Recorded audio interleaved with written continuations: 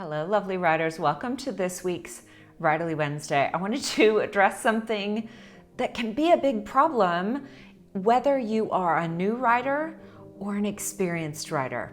Some of these things may be harassing you again and again throughout every project you do, so I'm going to highlight the 4 reasons you may not be finishing your book.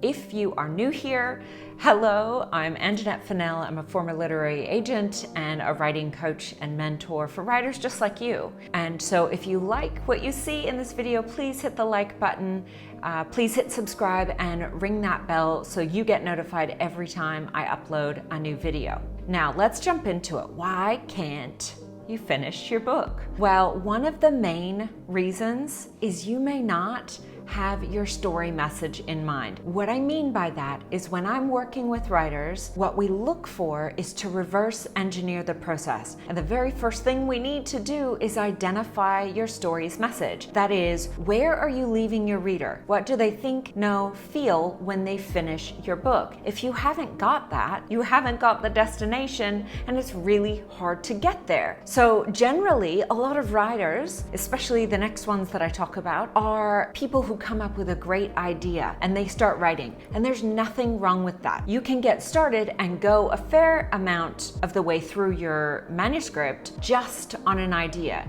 But the truth is that when things get hard or when you get a little confused, if you haven't got in mind that story message, you're gonna have a real hard time continuing through that messy middle that every writer experiences. The only way through it is to know where you look to end up. So you wanna have your story message. That's reason number 1. Reason number 2, and I know a lot of amazing writers like this, and it still blows my mind that they finish any book, but you may not be finishing because you're a pantser. And what does that mean? That means you're flying by the seat of your pants, writing this novel on a great concept, a great hook, and you get partway through, and then either your characters leave the room or you sort of lose momentum and you aren't sure where to go. Now, one of the things that you can use is by going back and getting yourself a story message. The second thing you can use is what I call plantsing. I didn't come up with that term, but it is a combination of plotting and pantsing, meaning you have a very basic structure to go forward with. That means you know where you're starting and where you're ending and a few bits between. If you have that, you will be able to finish the book, all things being equal, all right? But if you have been pantsing, then you may well get yourself stuck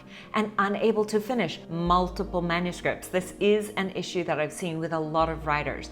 And you're not doing anything wrong, but you're not really helping yourself out by not having anything written down to help you in those totally natural times where you aren't sure where the inspiration is coming from. So that was number 2. Number 3, the reason you may not be finishing your book is you've got really flexible boundaries and perhaps no scheduling in place. What does this mean? Well, it's kind of like wanting to get really fit, but not putting it in your diary that you're going to go to the gym, or not putting it in that you're going to go for a run. It's really important to set yourself up for the success, and sometimes that means taking those really practical small steps to ensure that you show up for yourself, right? Sometimes that looks like boundaries with family, with work, with friends, where you are setting aside time intentionally to give to this project that you have. You've said it's a passion, you believe it's a passion, and maybe you've talked a lot about it, and it can feel really draining on you energetically if you're not actually honoring it. And then you can get caught in some sort of self-shame cycle. That's no good. We don't want that for you. So one of the reasons you may not be finishing is because you haven't set yourself up with some really clear boundaries, both energetic as well as really practical. So go back and look at your schedule and see, am I actually working out time to do this, or am I just waiting for inspiration to come and then I'll show up for the page? I often say, you show up for the muse doesn't show up for you. You show up first, and then that muse, that inspiration can show up for you. The 4th reason that you may not have been able to finish your book yet is because the why, or at least the conscious why at this point, isn't quite compelling enough, right? You haven't worked it out. Now, this can seem a little bit airy-fairy, and or you're sick and tired of hearing about why do I have to know my why. But if you aren't low-key obsessed with writing this book, who's gonna wanna read it? For real. So I want you to be low-key or even like high-key obsessed with your story so that you feel like every second that you can, you want to get back to it. Your why for writing it has to be pretty strong. Just like you wouldn't want to read a book that somebody felt meh about writing, you don't want to write a book that a reader is going to feel meh about reading, right? So I want you to get back in touch with what was it that really got you to think, was it just, oh, I always thought I would write one. Everyone tells me I should write one. I mean, that's great, but you have to want to write it to get there. And you have to have a reason why you're writing it.